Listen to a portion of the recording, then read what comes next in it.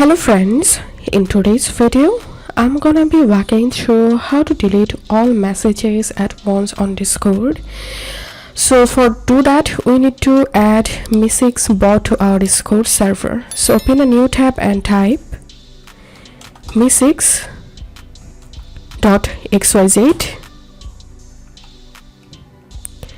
and once you're here click on add to Discord and now select a server to set up MEE6 Bot.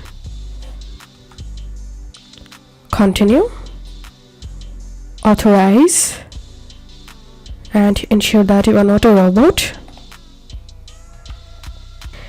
After adding the bot to your server, you will jump into this page, scroll down, and here you'll find this Moderator Plugin. So all you have to need, just enable this Moderator Plugin from here.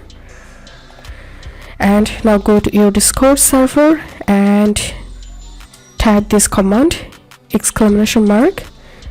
!clear space, and enter the message amount you want to delete. For example, I want to delete 100 messages at the same time, so I'm going to enter 100 and hitting on enter, and the bot will delete 100 messages from my server.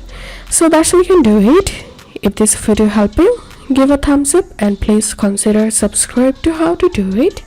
Thank you for watching.